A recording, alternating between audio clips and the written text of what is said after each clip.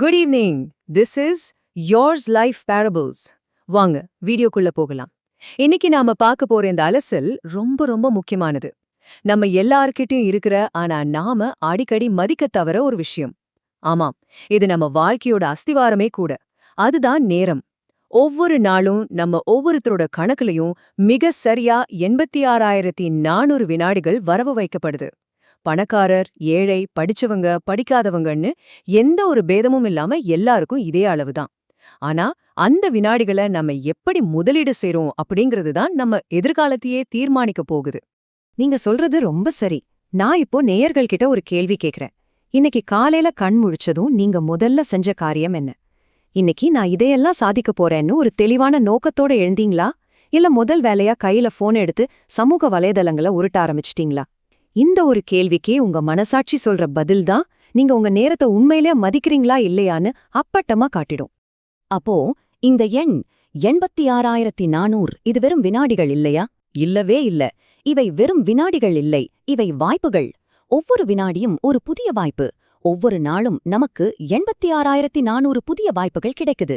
நாம தூங்கி எழுந்தா நேற்றைய கணக்கு 0. செலவு செஞ்ச நேரம் திரும்ப வரவே வராது. ஆனா ஒரு புதிய 86,400 வினாடிகள் நம்ம கணக்குல இருக்கும். இத சரியா பயன்படுத்துறதோட முக்கியத்துவத்தை ஆழமா புரிஞ்சிக்க முதல்ல ஒரு கதைய கேட்போம். கண்டிப்பா. ஒரு கதையின் மூலமா கத்துக்கும்போது அது மனசுல ரொம்ப ஆழமா பதியும். சொல்லுங்க, இது ஒரு வியாபாரியோட கதை. நேரத்தை உதாசீனப்படுத்தினா அதோட உண்மையான விலை என்னவா இருக்கும்னு புரிய வைக்கிற ஒரு பாடம். நம்மள் பலர் தெரிஞ்சோ தெரியாமலோ இந்த தவறத்தான் செஞ்சுக்கிட்டு இருக்கோம். பேச்சாளர் இது நிறைய பேர் சொல்றதுதான். குறிப்பா இப்போதான் வேலையில சேர்ந்திருக்கிற இளைஞர்கள் இப்போ கஷ்டப்படனா அப்புறமா சந்தோஷமா இருக்கலாம்னு நினைக்கிறாங்க. மிகச்சரியான கருத்து. அந்த வியாபாரியோட தத்துவமும் அதுதான். நாளைக்கு குடும்பத்தோட நேரம் செலவிடுவேன், நாளைக்கு நண்பர்களோட ஊர் சுற்றுவேன், நாளைக்கு வாழ்க்கையை அனுபவிப்பேன், இன்னைக்கு உழைக்கணும், இன்னும் கொஞ்சம் சம்பாதிக்கணும். இதுதான் அவனோட தாரக மந்திரமா இருந்துச்சு. ஆனா இந்த நாளைங்கிற வார்த்தை ஒரு பெரிய மாயவலை. பாருங்க, அவன் வாழ்க்கை இப்படித்தான் போச்சு. முதல் வருஷம் கடைய ஆரம்பிச்சான், ராத்திரி பகல் பார்க்காம உழைச்சான். 5வது வருஷம் அவன் ஊர்லயே பெரிய வியாபாரியா ஆனான். ஆனா ஒரு நாள் கூட ஓய்வெடுக்கல. 20வது வருஷம் அவன்கிட்ட மலை போல செல்வம் குவிஞ்சிருந்தது. ஆனா அப்பவும் அவன் வேலை செஞ்சுட்டே இருந்தான். கடைசியா ஒரு நாள் உடம்புக்கு முடியாம டாக்டர் கிட்ட போனான். டாக்டர் சொன்னாரு, உங்களுக்கு வாழ இன்னும் 6 மாசம்தான் இருக்கு. ஐயோ, கேட்கவே ரொம்ப கஷ்டமா இருக்கு. ஆமா, அன்னைக்குதான் அவன் உண்மையிலேயே உணர்ந்தான். அவன்கிட்ட செலவழிக்க முடியாத அளவுக்கு பணம் இருந்துச்சு, ஆனா அது செலவழிக்கிறதுக்கு நேரம்தான் இல்ல. ஒவ்வொரு நாளும் அவன் தள்ளி போட்ட சின்ன சின்ன சந்தோஷங்கள் ஒரு பெரிய வாழ்க்கைக்கான வருத்தமா அவன் முன்னாடி வந்து நின்னுச்சு. அப்போ அந்த வியாபாரியோட கதையிலிருந்து நாம கத்துக்க வேண்டிய மிக முக்கியமான பாடம் இதுதானா? நிச்சயமா, இதுதான் அந்த கதையோட ஆணிவேர். நீங்க தொலைச்ச பணத்தை திறமை இருந்தா ஒருவேளை திரும்ப சம்பாதிச்சிடலாம். ஆனா நீங்க தொலைச்ச ஒரு வினாடிய கூட இந்த உலகத்துல எந்த செல்வத்தை கொடுத்தும் திரும்ப வாங்கவே முடியாது. நேரம் போயிட்டே இருக்கும், அது யாருக்காகவும் நிக்காது. எப்படி நம்ம பணத்தை திருடர்கள் குறிவைப்பாங்களோ அதே மாதிரி நம்ம நேரத்தை திருடவும் 3 எதிரிகள் இருக்காங்க. நாம கவனமா இல்லைன்னா அவங்க நம்ம எதிர்காலத்தையே கொஞ்சம் கொஞ்சமா திருடிடுவாங்க. அவங்கள நாம முதல்ல அடையாளம் தெரிஞ்சுக்கணும். நேரத்தை திருடுற திருடர்களா? கேட்கவே சுவாரஸ்யமா இருக்கே. சொல்லுங்க, அவங்க யாரு? முதல் திருடன் தாமதம். நாளைக்கு செஞ்சுக்கலாம், அப்புறம் பாத்துக்கலான்னு சொல்றோம் இல்லையா? அதுதான் இந்த திருடன். பரீட்சைக்கு 1 மாசம் இருக்கும், ஆனா நம்ம நாளைக்கு படிக்கலான்னு தள்ளி போட்டுட்டே இருப்போம்.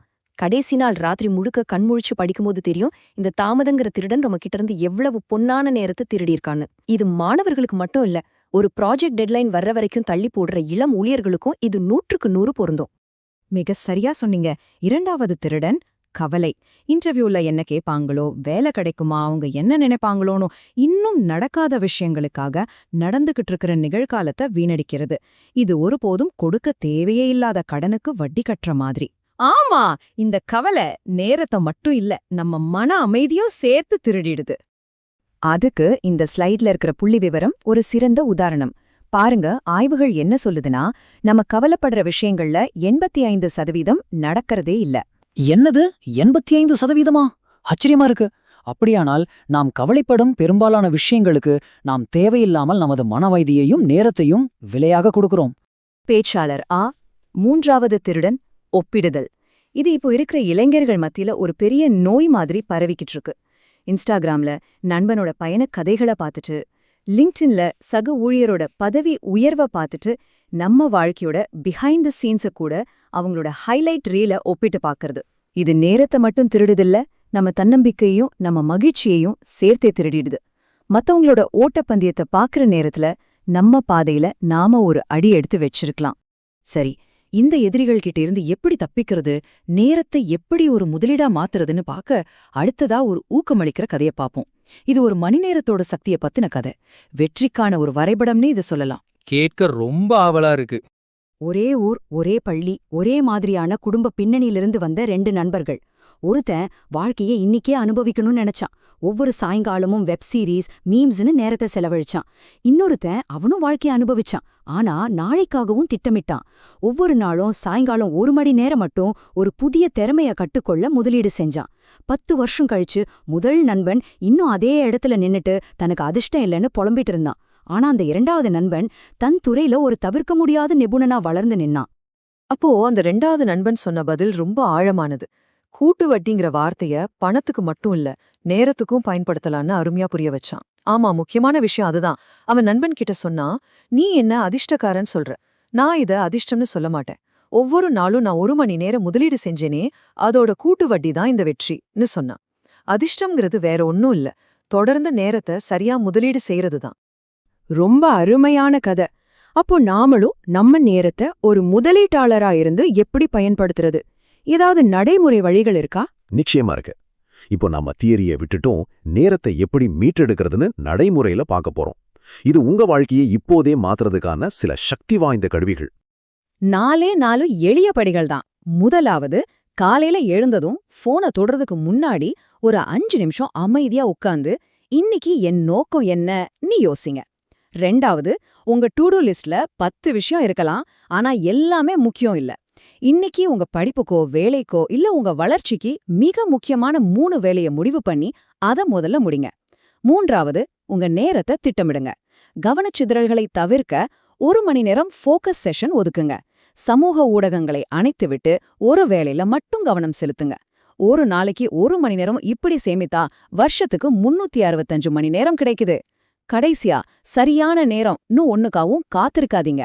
ஒரு முழுமையற்ற தொடக்கம் கூட தொடங்காம இருக்கிறத விட பல மடங்கு சிறந்தது. இதோ உங்களுக்கான ஒரு நேரடி சவால். நாளைக்கு காலையில இருந்து அடுத்த 30 நாளைக்கு ஒவ்வொரு நாளும் நீங்க சாதிக்க போற 3 முக்கியமான விஷயங்களை ஒரு பேப்பர்ல எழுதுங்க. மத்த எந்த வேலையும் செய்யறதுக்கு முன்னாடி அந்த 3 வேலையும் முடிச்சிடுங்க. நானும் அந்த சவாலை ஏத்துக்கிறேன். 30 நாள் கழிச்சு திரும்பி பாருங்க, உங்க வாழ்க்கையில ஏற்பட்டு இருக்கிற மாற்றத்தை நீங்களே உணர்வீங்க. இது ஒரு சக்தி வாய்ந்த பழக்கம். இது ரொம்ப சக்தி வாய்ந்த ஒரு கேள்வி. ஆமாம், ஒவ்வொரு நாளும் தூங்க போறதுக்கு முன்னாடி உங்ககிட்ட நீங்களே இந்த கேள்வியை கேளுங்க. நான் இன்னைக்கு வாழ்ந்தேனா இல்ல சும்மா நாளை கடத்தினேனா? நேரம்ங்கிறது நாம திரும்ப வாங்க முடியாத ஒரே விஷயம். அத உங்களுக்கு முக்கியமான உங்களுக்காக செலவு பண்ணுங்க. உங்களை தூங்க விடாம செய்யற உங்க கனவுகளுக்காக செலவு பண்ணுங்க.